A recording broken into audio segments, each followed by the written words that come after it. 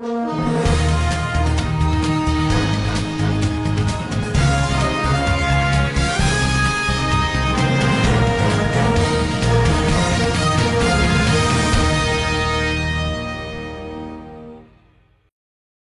vendredi 13 décembre 2024, le maire Rufino d'Almeida a tenu une importante séance de concertation avec les forces de sécurité et les chefs d'arrondissement. Cette rencontre, organisée dans le cadre du Conseil local de sécurité, avait pour objectif d'évaluer les dispositifs sécuritaires en place et de proposer des mesures supplémentaires pour renforcer la sécurité des personnes et des biens dans la commune. C'est une séance dont le nom est connu, Conseil local de sécurité, qui regroupe les chefs d'arrondissement, le maire et ses adjoints, le commandant du groupement de sapeurs-pompiers ainsi que de l'inspection forestière.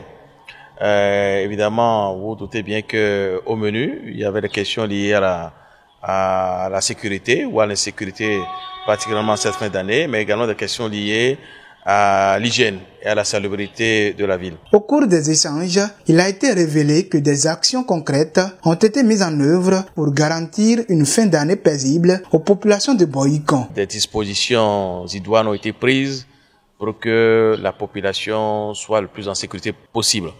Cependant, il n'y a pas de sécurité zéro. C'est pour cela que il est demandé à la population d'être vigilante et surtout de remonter au niveau des autorités policières ou politiques, telles que le chef d'arrondissement ou le chef quartier, le chef village, tout ce qui lui paraîtrait suspect. Et aussi la nécessité pour les chefs quartiers de garder le registre des étrangers.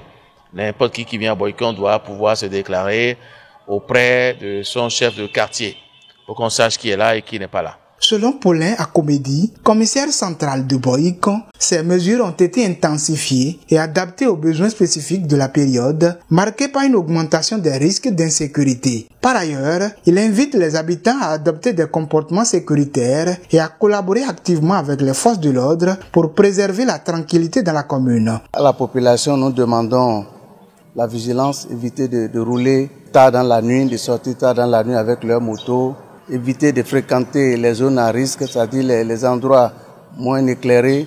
Donc, il y a ces petites mesures que je leur demande de prendre.